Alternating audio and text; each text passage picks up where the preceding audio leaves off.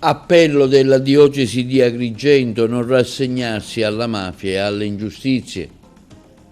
Sopralluogo dei parlamentari Catanzaro, Lavardera e Cambiano alla Omnia di Licata, misure urgenti per la bonifica del territorio.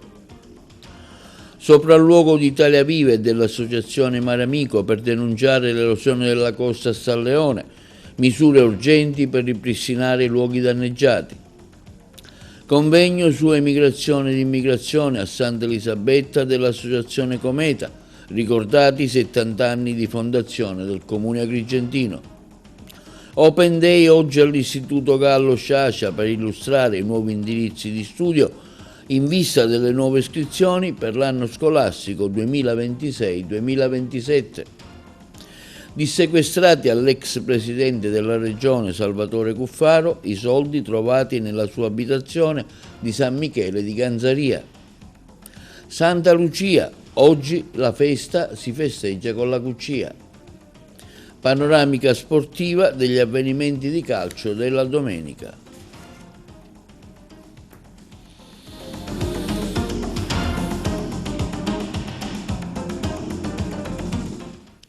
Buongiorno, benvenuti col nuovo appuntamento di TV Notizie di oggi 13 dicembre, sabato.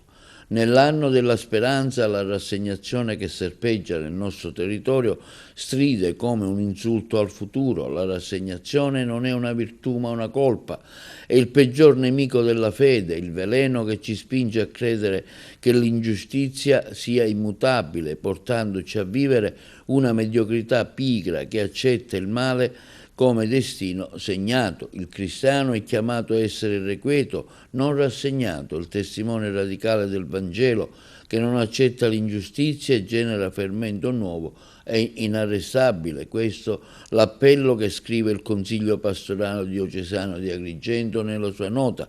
Ricordate le parole pronunciate da Papa Giovanni Paolo II il 9 maggio del 1993. Per essere testimoni credibili di una Chiesa libera da compromessi dobbiamo rifiutare senza appello ogni forma di asservimento e collaborazione con la mentalità mafiosa e i gruppi criminali, senza assumere mai il ruolo di mendicanti di favori ed esigendo il rispetto dei diritti sanciti dalla legge.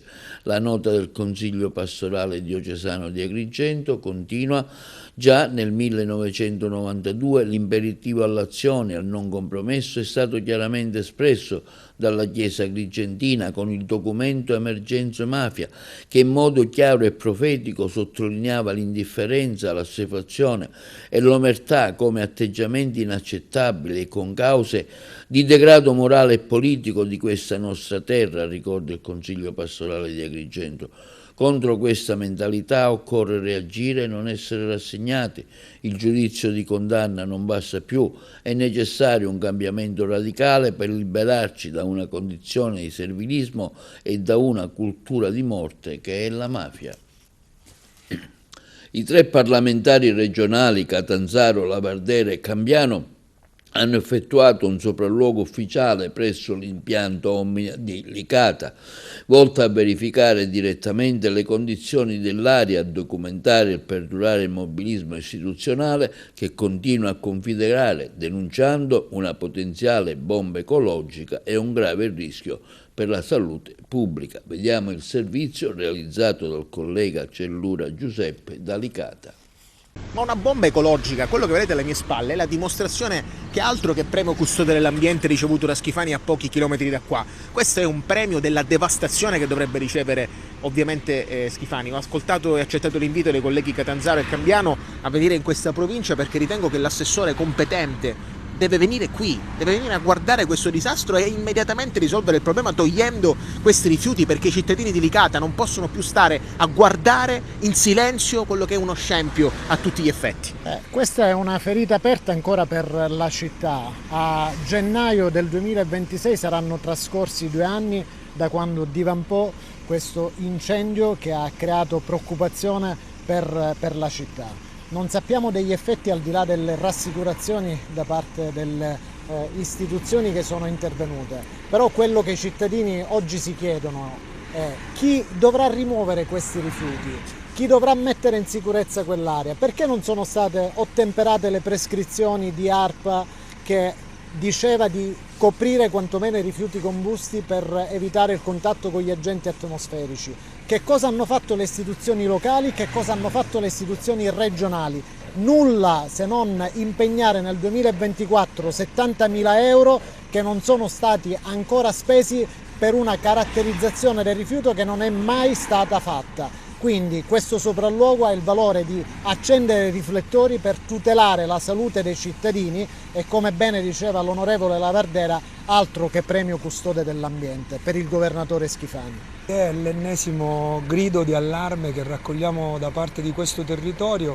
Oggi la nostra presenza insieme vuole dare un significato. Il significato è che sono passati, lo diceva Candiano, ma l'ha detto anche il collega Lavardera, sono passati quasi 2 anni, abbiamo fatto già, questo è il secondo e il terzo sopralluogo, non è cambiato nulla, la Regione rimane sorda rispetto a quello che è stato il grido d'allarme di questo territorio, di tutti coloro i quali oggi hanno una grande difficoltà e una preoccupazione proprio sull'aspetto sanitario.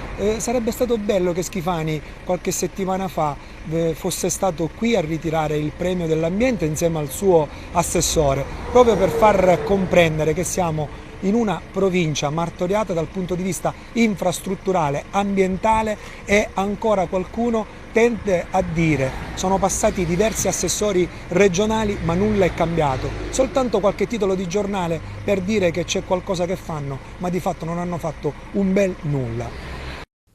Italia Viva di Agrigento e Mare Amico Sicilia intervengono con decisione sulla situazione del lungomare di San Leone, dove l'avanzare dell'erosione costiera sta mettendo seriamente a rischio la stabilità della pista ciclabile e dell'intera area pedonale. I coordinatori di Italia Viva, Roberta Lala, Alessandro Gerardi, insieme al responsabile di Mare Amico Sicilia, Claudio Lombardo, lanciano un appello urgente agli enti competenti affinché si proceda senza indugi ad un intervento immediato. Le interviste. Anche oggi Italia Viva è presente per documentare e accendere i riflettori sull'ennesimo disastro che si sta realizzando nella nostra martoriata città. Lo sappiamo tutti, è caduta la pista ciclabile. Questo episodio però non può essere lasciato in disparte, in solitudine, senza l'attenzione della città, perché è un fatto di una gravità enorme e assolutamente occorrono degli interventi urgenti per ripristinare la situazione e fare cessare la situazione di pericolo, ma oltre a ciò servono anche degli interventi strutturali in maniera da evitare che il problema si riproponga ogni anno. Ci troviamo a San Leone, Viale Le Dune, siamo nella pista ciclabile. Purtroppo è crollata per l'ennesima volta, evidentemente i lavori passati non sono stati fatti bene o serviva fare molto di più per bloccare l'erosione. So che c'è un finanziamento regionale che verrà posto in essere a gennaio, ma intanto serve un intervento immediato. Siamo in inverno, la prossima mareggiata porterà a colpire anche la strada, quindi la viabilità. Il Comune con una somma urgenza blocchi immediatamente la possibilità che venga distrutta la strada all'erosione. Io direi anche alla Regione qualche premio in meno e maggiore fattibilità. Come si vede da questo articolo dell'aprile del 1995, noi già da allora documentavamo che le spiagge stessero sparendo. Sono passati 30 anni e la situazione è rimasta sempre lo stesso, cioè interventi per cercare di salvare i salvabili, ma mai interventi strutturali. Sappiamo che la Regione Sicilia sta intervenendo, non vorremmo che arrivi in ritardo rispetto alle prossime mareggiate. Qualcuno si deve impegnare, il Genio Civile, il Comune di Agrigento, magari a posizionare dei massi ciclopici per salvare la strada.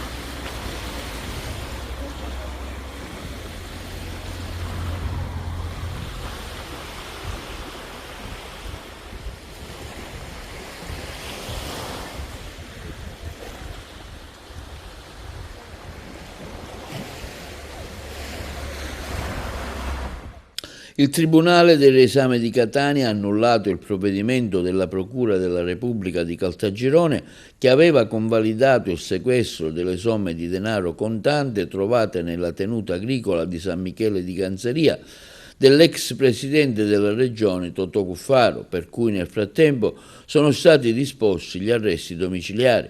Il sequestro di oltre 39.000 euro era stato disposto dalla Procura di Palermo nell'ambito dell'indagine su illeciti nella gestione dei concorsi, delle nomine, degli appalti nella sanità siciliana, che vede coinvolto per l'appunto Cuffaro.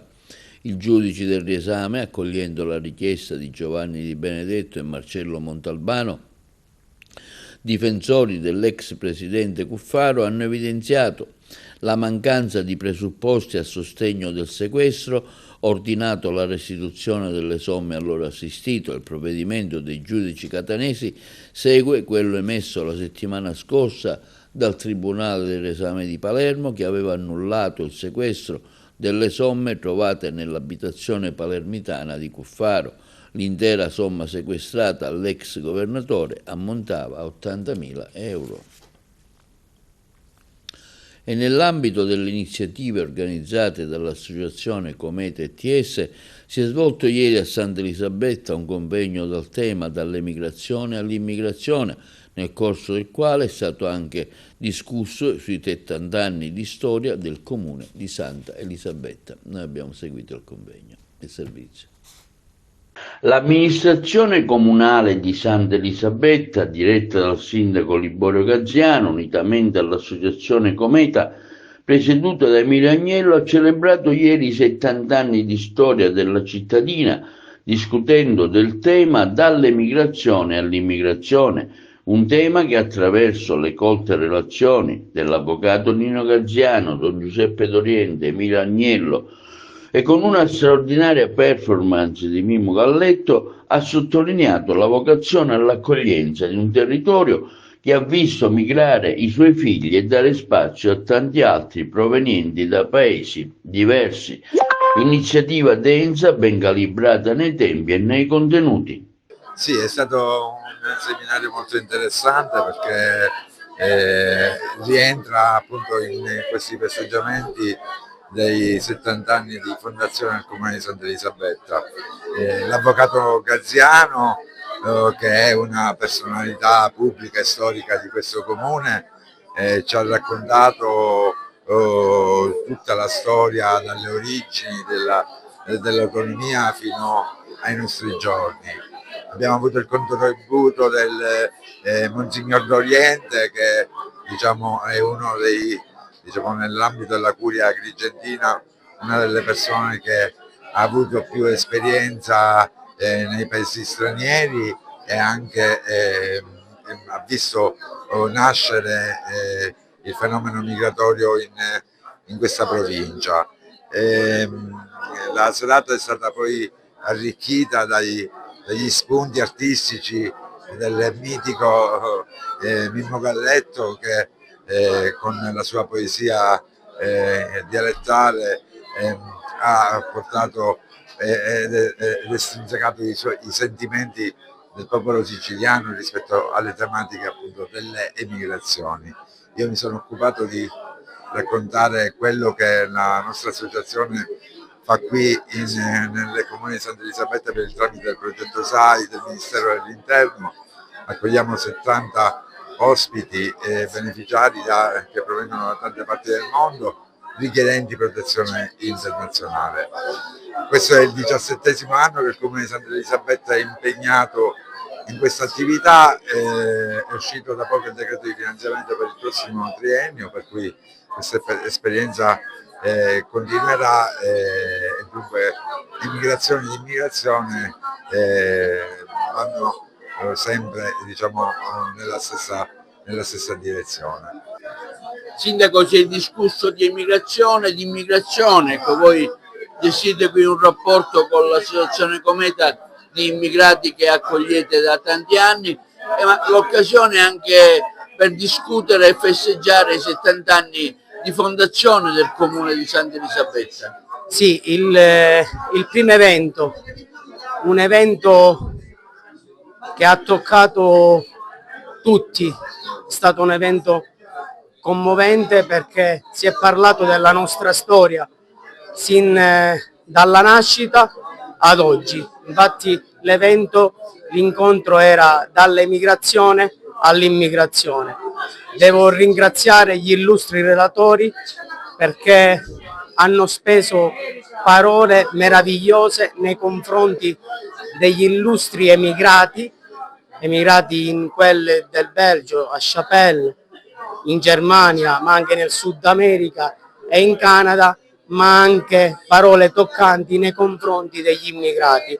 Ricordo a tutti che Santa Elisabetta è il paese dell'accoglienza e dell'integrazione.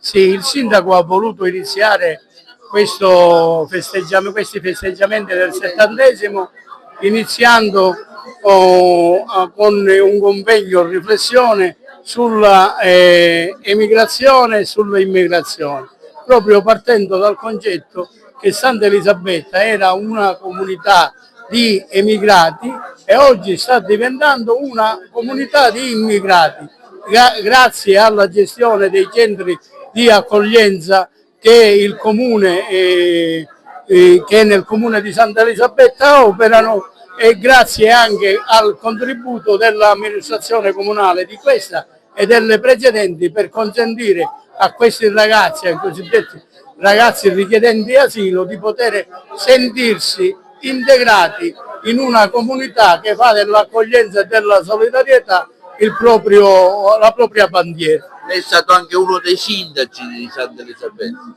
Sì, qualche tempo fa, circa oltre 30 anni fa, ho avuto l'esperienza, che è un'esperienza bellissima, di occuparmi delle tematiche e delle problematiche della comunità di Santa Elisabetta e di contribuire nel piccolo a risolvere quelli che si potevano risolvere e si sono risolti. La tradizione familiare, oggi il sindaco attuale è suo figlio. Questo è un orgoglio che mi emoziona già il solo fatto di pensarlo, però vedo che il suo impegno, la sua passione sono ripagate dall'affetto dei cittadini.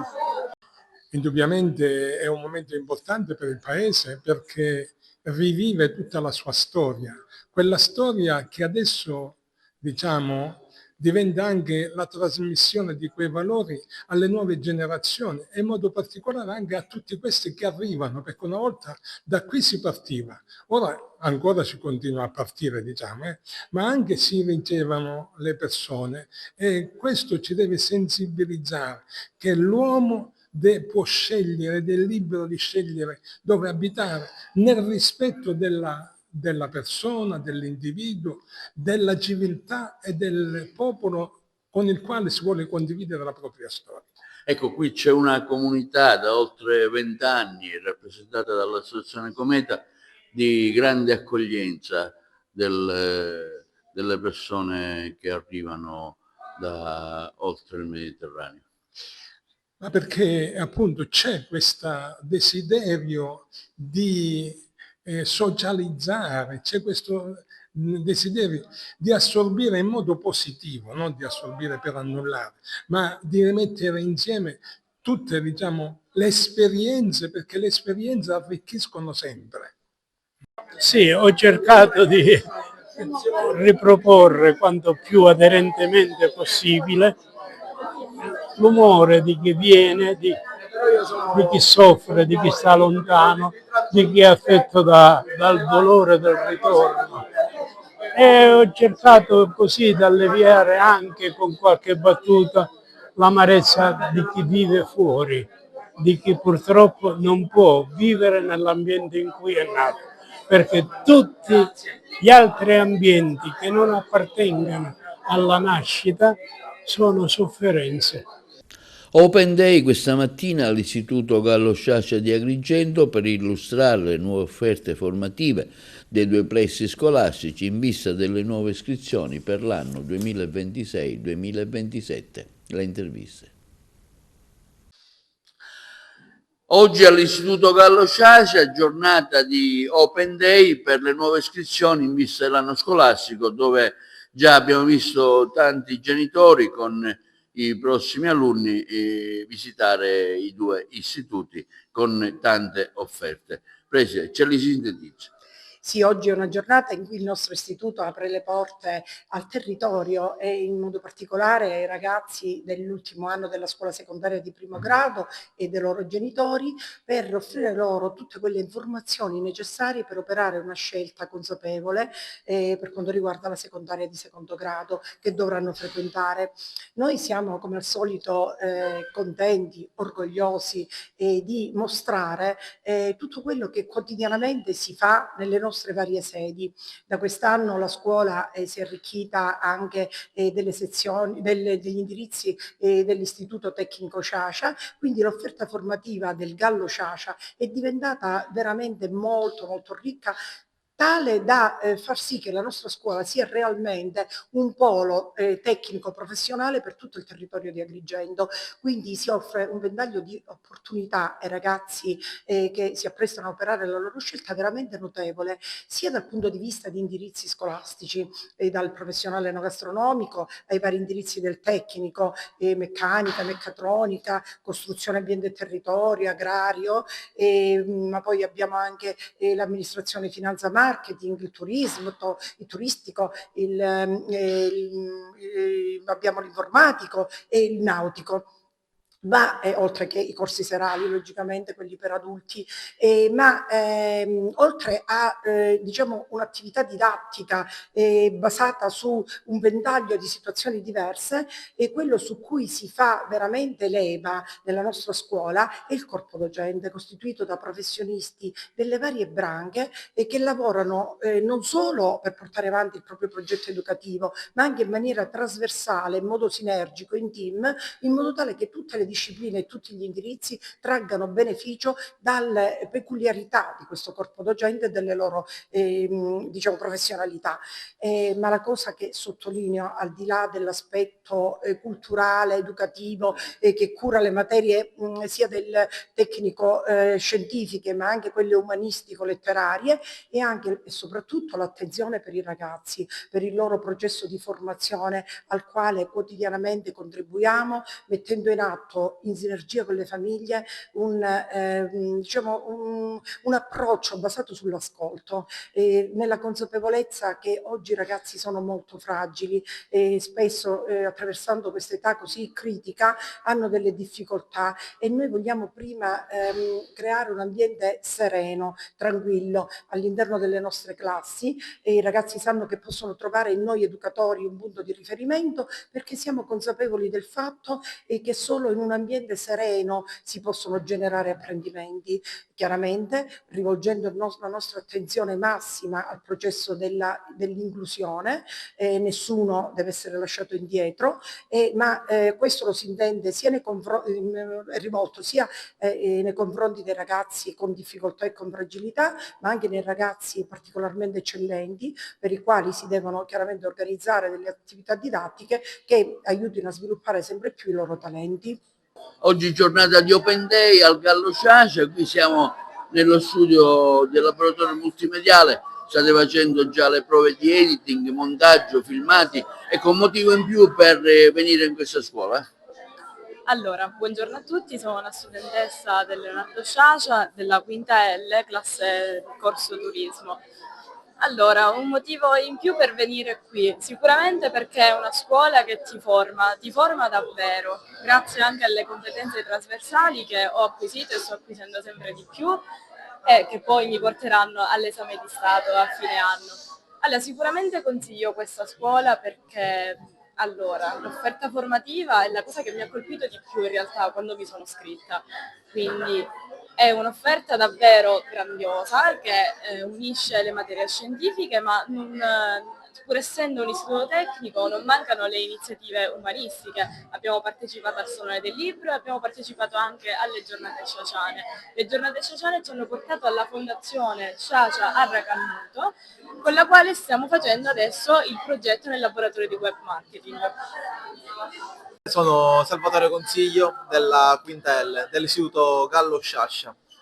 Allora, consiglio questa scuola soprattutto per i molti progetti che questa scuola offre, soprattutto i progetti dell'Erasmus, che io in prima persona ho avuto l'opportunità a cui ho avuto l'opportunità di partecipare. È stato molto interessante perché con tanti ragazzi di questa scuola abbiamo avuto l'opportunità di andare in Germania a conoscere non solo i ragazzi tedeschi, ma anche a conoscere, a instaurare un rapporto con gli stessi ragazzi, i miei stessi compagni o ragazzi della mia stessa scuola che magari inizialmente non conoscevo. Ho avuto l'opportunità di conoscere e di passare bellissime esperienze e instaurare dei bei rapporti. E in occasione della festa di Santa Lucia che si celebra oggi si prepara la cuccia, il servizio. In occasione della festa di Santa Lucia che si celebra oggi, 13 dicembre, si evita di mangiare pane o altro cibo in segno di devozione alla santa e di pentimento. In origine la cuccia era semplice grano intero lessato e condito con olio. Secondo la tradizione, per cuccia si intende un composto di frumento, fave e ceci bolliti, conditi con del vino cotto. La cuccia è anche un dolce tipico siciliano a base di grano bollito, ricotta di pecora o crema di latte bianca o al cioccolato. Viene guarnito con zuccata, cannella, pezzetti di cioccolato e scorza di arancia grattugiata. Oggi, giornata di Santa Lucia, si prepara la cuccia. Siamo qui col professore Di Monte dell'Istituto Enogastronomico Gallo e che ci spiega un po' come si fa. Allora, la cuccia in effetti è una tradizione siciliana, quella di utilizzare il grano in modo semplice.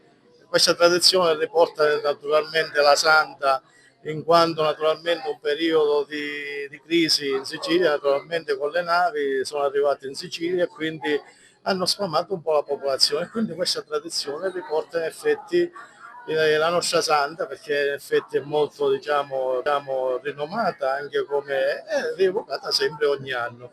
Quindi la cuccia che viene messa diciamo a mollo almeno un giorno prima in acqua tiepida, in modo tale che si possa diciamo ammorbidire un pochettino, e poi dopo 2 giorni, un giorno massimo, può essere lessata.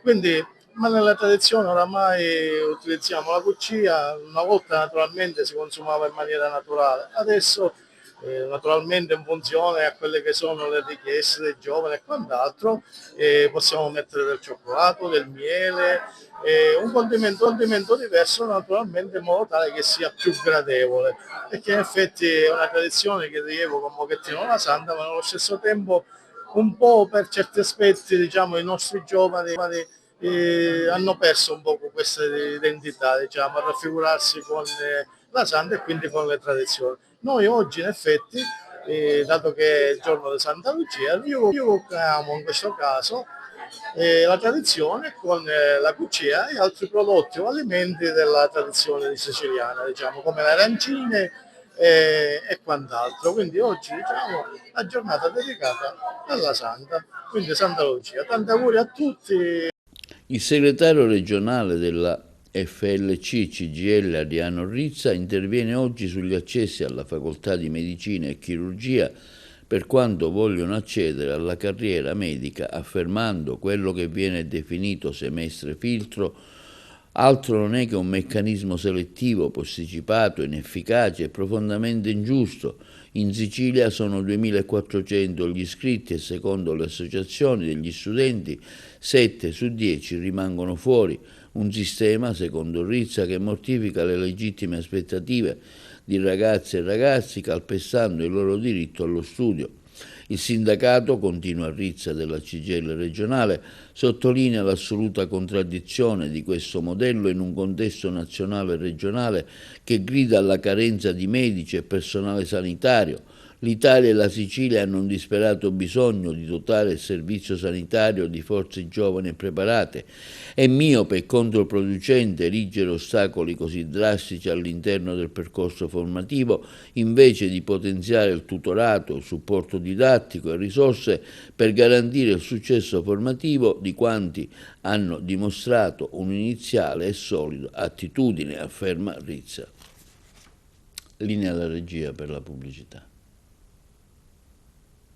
Da un'idea dell'area trattamentale della direzione della Casa Circondariale di Agrigento di Lorenzo, l'Istituto Istruzione Superiore Ambrosini Martin Luther King ha organizzato un pranzo solidale rivolto alle detenute e ai loro familiari presenti nella struttura.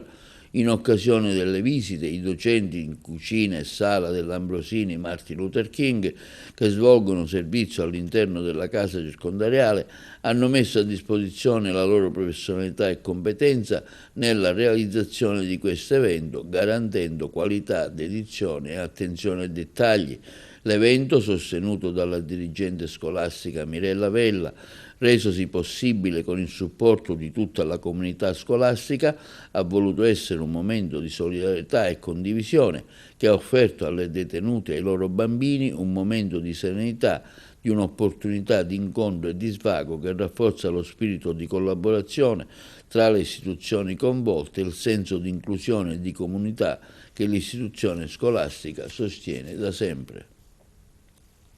Anche quest'anno è tornato l'appuntamento con l'associazione Motor Life, che ha regalato ai piccoli pazienti dell'ospedale di Cristina di Palermo una giornata speciale e indimenticabile, grazie a un'esperienza unica, salire in sella a una vera motocicletta.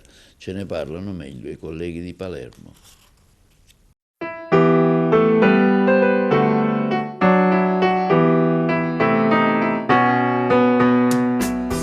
Il rombo della moto per una mattinata ha interrotto il silenzio preoccupato di chi aspetta all'ospedale di Cristina di Palermo, dove mamme forti hanno potuto sospirare vedendo i loro figli sfrecciare a bordo di una moto tra i corridoi del nosocomio con il sorriso sul volto di chi, anche solo per poco, vuole correre verso il Natale e verso il ritorno a una vita normale. Tutto questo grazie all'evento organizzato ogni anno dall'associazione agrigentina Motor Life, che si impegna per portare un po' di divertimento ai piccoli pazienti. La magia della mototerapia al di Cristina si ripete. Oggi per la quarta volta ritorniamo al di Cristina, è sempre un piacere accogliere l'invito della direzione sanitaria. Porteremo dei momenti di svago, serenità e felicità ai piccoli pazienti e cercheremo di rubare qualche piccola lacrima o camuffare qualche piccola lacrima ai piccoli pazienti, donando sorrisi e felicità. Quindi allontanando quel senso di dolore che l'ospedale dà, noi porteremo un pizzico di follia e serenità. Dal suo punto di vista, vedendo i bambini giocare con queste moto, quali sono i benefici che si traggono? Ma i benefici sono innumerevoli, basta pensare, vi faccio un esempio, che i bambini quando andiamo via aspettano, ma il ragazzo con la moto quando ritorna non vogliono più essere dimessi, quindi questa è in primis la prima vittoria, e poi sono anche benefici del rilascio di endorfine, la felicità, ma anche il beneficio che diamo ai genitori, perché i genitori sono felici nel vedere i propri bambini giocare, gioire, è un qualcosa di meraviglioso, un mix meraviglioso. Tutto fatto nel massimo della sicurezza, ovviamente. Tutto fatto nel massimo della sicurezza, moto sanificate, è un nostro punto di forza la sanificazione, ci divertiamo in sicurezza. I bimbi ogni anno aspettano questo evento, un evento che porta gioia, allontana un pochettino dal pensiero e dalla malattia e cerchiamo di rendere tutti felici. Un giocattolo particolare, in questo caso una vera moto. Assolutamente sì, è uno strumento che sa regalare felicità, quel senso di libertà e spensieratezza.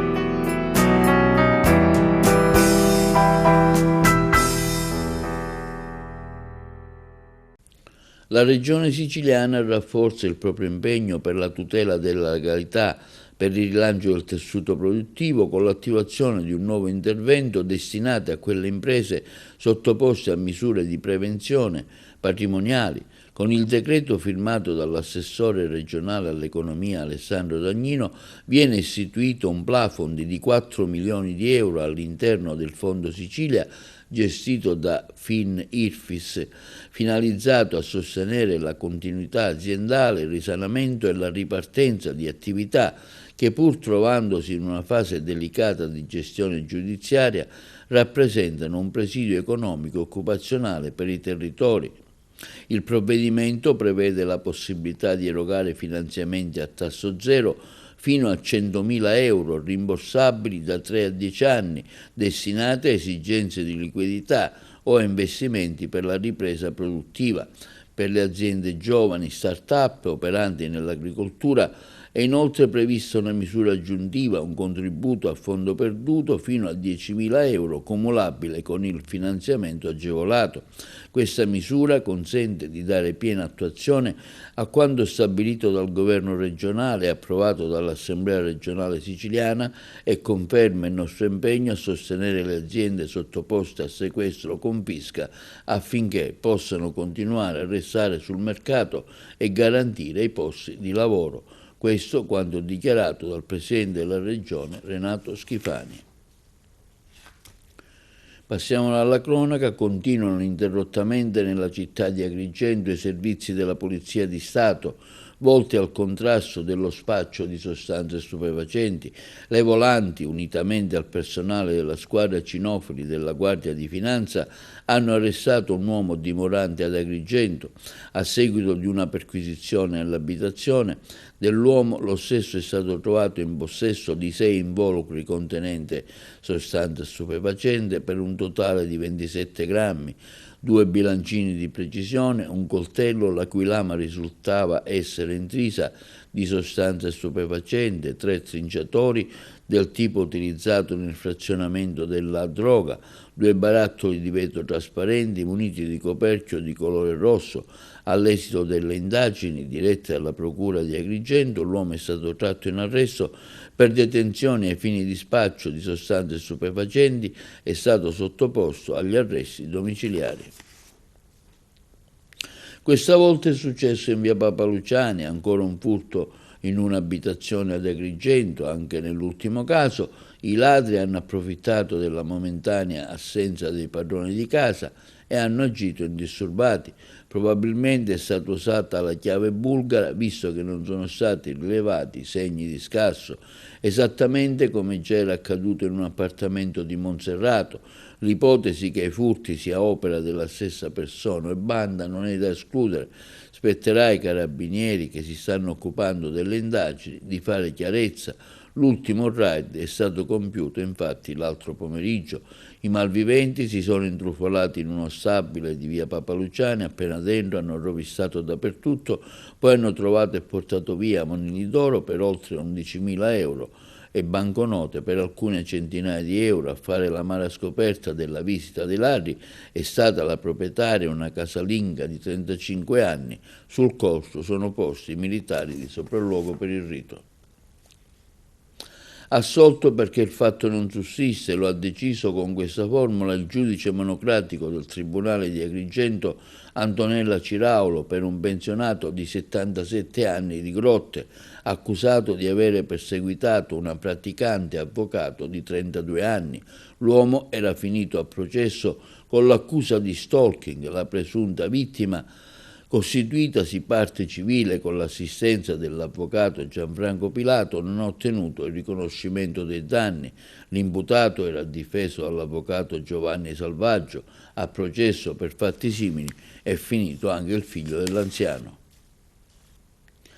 E per lo sport vediamo adesso un servizio di Carmelo Lentini sulle partite di domani delle squadre Akragas e Aragona con le relative interviste. È tutto pronto al Totorusso, ore 15, per la sfida Akragas Serra di Falco, valevole per la penultima di andata del girone di andata.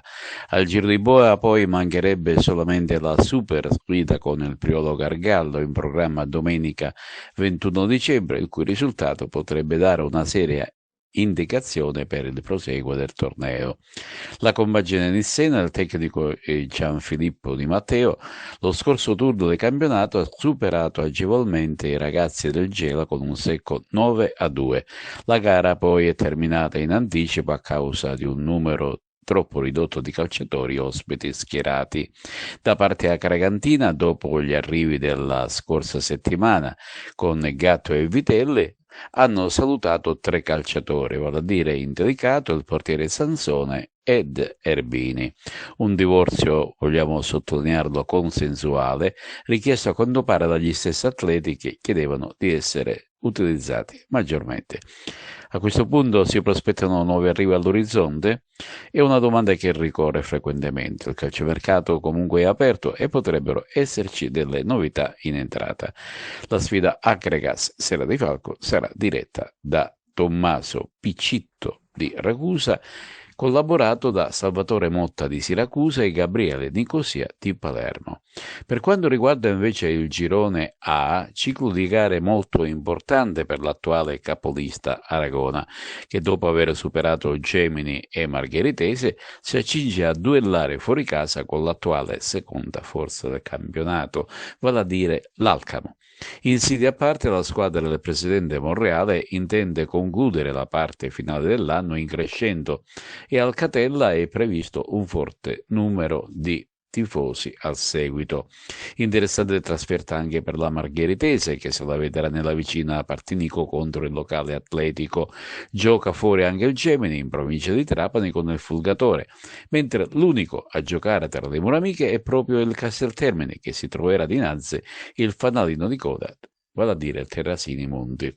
La gara tra Alcamo e Aragona è stata affidata alla seguente terna arbitrale: Giuseppe Scalavino di Palermo con assistenti Vincenzo D'Alberti di Marsala e Vincenzo Pio Merlino di Palermo. Direttore, siamo vicini al Giro di Boa, partita casalinga, al Totorusso di Aragona, arriva il Serra di Falco. Parliamo di questa partita. Sì, siamo quasi alla fine del girone d'andata, ci aspetta un altro impegno importante con una squadra abituata alla categoria, ben allenata, che offre anche un buon calcio, per cui sarà un impegno da non sottovalutare, però siamo pronti. Dicembre è solitamente un mese di arrivi, partenze. Chi in questo periodo ha giocato poco è giusto che forse trovi spazio altrove. Ci sono stati dei cambiamenti in rosa. Sì, dicembre è un crocevia importante nella gestione della stagione calcistica, per cui la società, d'accordo con i calciatori, ha ritenuto di fare delle revisioni. Abbiamo risolto consensualmente il rapporto con 3 calciatori: Simone Erbini, Dennis Sansone e Giuseppe Indelicato, perché obiettivamente al di là del loro valore umano e calcistico, però in una rosa così importante hanno trovato poco spazio e poiché sono ragazzi meritevoli di giocare, è giusto che possano fare altre esperienze. Nuovi innesti? Nuovi innesti, proprio nella giornata di oggi abbiamo contrattualizzato le prestazioni sportive di Mario Vizzini, proveniente dal Camarat. È un esterno sinistro che può giocare sia da terzino sinistro che da quinto di centrocampo, anche da mezzala. Non è una novità per la piazza Grigentina, essendo il frutto del settore giovanile dell'Acregas. Tra l'altro nella stagione 2022-23 è stato vincitore del campionato d'eccellenza proprio con l'Acregas, poi ha fatto esperienze importanti anche a Favara con l'Acregas in Serie D, e l'anno scorso ha vinto il campionato Mario con l'Acregas.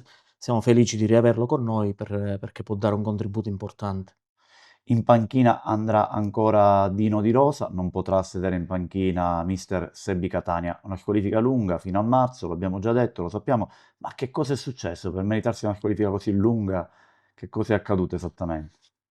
Ma in realtà per noi è stato un po' un fulmine a ciel sereno, perché è vero che alla fine della partita contro lo Scordia gli animi erano un po' esagitati, e devo pubblicamente ammettere che qualche nostro tesserato ha avuto un comportamento un po' sopra le righe, e per questo la società è stata sanzionata. La squalifica di mister Catania sinceramente non ce l'aspettavamo, perché di tutto quello che compare nella sintesi dei comunicati ufficiali, così come del referto arbitrale, in realtà nulla può essere imputato a mister Sebbi Catania, né il comportamento minaccioso, né tantomeno le offese o le ingiurie che, ripeto, hanno caratterizzato il comportamento censurabile, lo ribadisco, di alcuni nostri tesserati, ma non sicuramente di mister Serbi Catania. In panchina andrà Dino De Rosa, che sicuramente esperienza ne ha da vendere, per cui viviamo questa situazione come insomma, un fatto spiacevole che però nel calcio ci può stare. La società che posizione assumerà in questo senso? Ma noi abbiamo fatto la richiesta degli atti di gara, abbiamo letto il referto che rispettiamo, che però non condividiamo assolutamente. Avevamo maturato l'idea di avanzare il reclamo contro questa decisione, poi però una valutazione un po' più ponderata ci porta a dire che non impugneremo o non reclameremo il provvedimento del giudice sportivo, ma non perché non abbiamo delle ragioni da porre avanti, ma perché siamo consapevoli che le maglie della giustizia sportiva sono molto ristrette per quanto riguarda l'istruzione probatoria, cioè la possibilità di far valere prove televisive, prove audio, prove testimoniali, perché il referto arbitrale ha fede privilegiata, quindi in sostanza significa che ciò che scrive l'arbitro in buona sostanza non può essere smentito se non con una presa di posizione di segno contrario dello stesso direttore di gara. Siccome riteniamo che questo potrebbe non avvenire, anzi non avviene quasi mai, preferiamo non scendere nella dialettica processuale della giustizia sportiva, però mister Catania è rimasto molto amareggiato rispetto a questa vicenda e semmai ci riserveremo di richiedere l'autorizzazione al Presidente federale per adire la giustizia ordinaria. In che senso? Poiché riteniamo che i referti di gara descrivano circostanze che per quanto riguarda mister Sebbi Catania non sono assolutamente rispondenti al vero e Sebbi Catania ha un interesse forte e personale a tutelare la propria immagine sia e la propria reputazione sia come uomo che come allenatore, tenteremo di farci autorizzare per adire la giustizia ordinaria ed in quella sede, dove invece sono ampiamente spendibili i mezzi istruttori come prove video, prove audio, prove testimoniali, cercheremo di, come si dice, rimettere a posto le cose, ma per amore di verità, non per altro. E sempre per la pagina sportiva una panoramica che interessa gli incontri di calcio dei campionati di Serie D Eccellenza, prima, seconda e terza categoria. Carmelo Lentini. Ed ora spazio alle altre categorie. In Serie D, occasionissima per il Castrum Favara per riprendere il filotto di punti che manca da qualche settimana. La compagine Terranova ospiterà l'ultima della classe, vale a dire il Paternò, con l'intento di riprendere un cammino interrotto troppo presto. In palio 3 punti importanti che potrebbero migliorare la graduatoria. Derby peloritano tra il Messina e il capolista Nuova Igea. E a Torre Annunziata ci sarà il locale Savoia che se la vedrà con il sorprendente Athletic Club Palermo.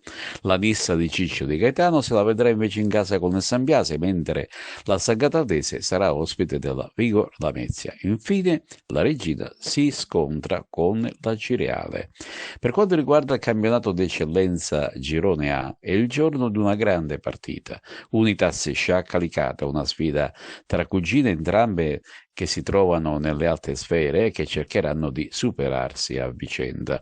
I punti in ballo sono importanti, anche se l'attuale classifica vede Licata con 9 punti di vantaggio sulla seconda e quindi avrà l'opportunità di giocarsela con maggiore serenità.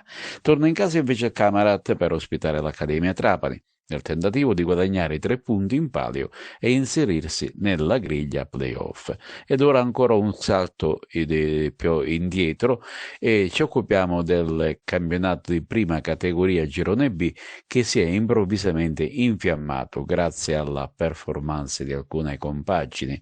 In vetta comanda sempre il Cenciana, ma Fada e Prizzi non demordono ed inseguono con molta attenzione. E proprio questo turno metterà dinanzi le due leader della classifica, Fada e Cianciana. La sfida in programma al centro sportivo Cingallegra di Palermo. Giocano in casa sia l'Alessandria La Rocca che l'Empedoclina, rispettivamente contro Castellana e Rangers. Più impegnativa quella riguardante la squadra alessandrina, mentre l'Empedoclina cercherà di guadagnare 3 punti in palio che significherebbero fare un notevole passo avanti. In seconda categoria girone B le agrigentine si ritrovano ad inseguire il fuggitivo Caccamo, che precede di 3 lunghezze il Bovo Marino a Montallegro e di 4 il River Patani, mentre il Menfi è più staccato. Ma vediamo cosa attende questa domenica di calcio. Su tutti spicca il testa a testa tra Caccamo e Montallegro, dove sono in palio punti molto importanti.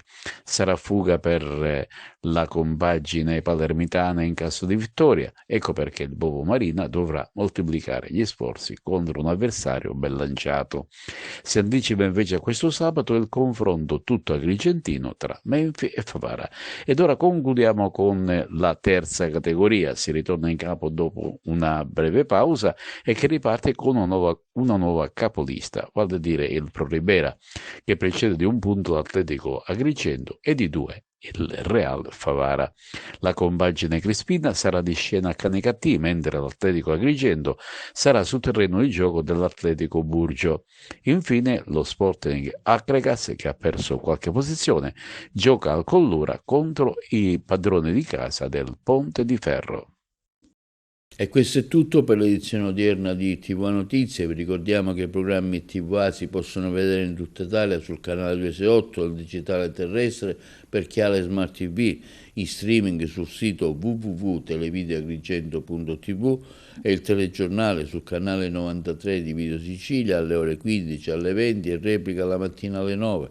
Inoltre i nostri servizi si possono visionare sul canale YouTube di TVA Televideo Agrigento. E questo è tutto per oggi e vi auguriamo un buon fine settimana.